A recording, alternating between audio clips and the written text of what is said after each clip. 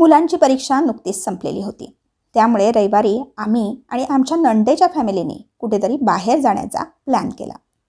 आणि मग कुठे जायचं हा विचार करत आम्ही गेलो गुगल बाबाकडे ठिकाणे शोधण्यासाठी. गुगल बाबाला विचारलं तर गुगल बाबाने भली मोठी लिस्ट आमच्यासमोर टाकली.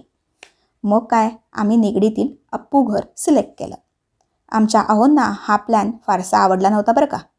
पण जेव्हा आम्ही तिथे पोहोचलो तेव्हा तिथलं वातावरण, निसर्गरम्य परिसर बघून आमच्यापेक्षा त्यांनाच जास्त आनंद झाला होता. मग आम्ही एंट्री फीचे पर हेड 100 रुपीज भरून आतमध्ये शिरलो.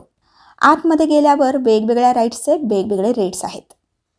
मॉल इतके जास्त नाहीत, पण 50-60 जास्तीत जास्त 80 असे रेट्स आहेत. मग काय, आम्ही आतमध्ये जाऊन भरपूर साऱ्या राईड्स एन्जॉय केल्या. काही राईड्समध्ये बसून तर जीव जातो की काय असं वाटत होतं, पण स्वामींच्या कृपेने जीव वाचला राव. आणि आमच्या चिरंजीवांना तर वय लहान असूनसुद्धा मोठे लोक ज्या ज्या राईड्समध्ये बसतात त्या सगळ्याच राईड्समध्ये बसायचं होतं. मग काय, आमच्या शेंडेफळाने भूत बंगल्यातसुद्धा एंट्री घेतली आणि घाबरलेले असताना देखील घाबरलो नाहीच असा आव दाखवत बाहेर आले. आणि आमच्या थोरल्या मॅडमनी तर एकही राईड सोडली नाही आणि खूप एन्जॉय केलं. आणि शेवटी आम्ही कुठेही गेलो तरी रील्स काढायचं काही सोडत नाही, त्यामुळे रील्स करण्याचा प्रयत्न केला सध्या ट्रेंडिंग असलेल्या धुरंधर सॉन्गवर. पण तो प्लॅन सपशेल फसला.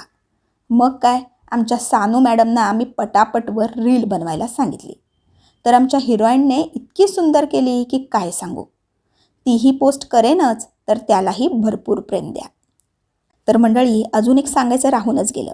तुम्हाला सर्व राईड्समध्ये बसायचं असेल तर इकडे 499 आणि 599 इन्क्लुडिंग एंट्री फीवालेसुद्धा पॅकेजेस आहेत, तर तेही तुम्ही घेऊ शकता.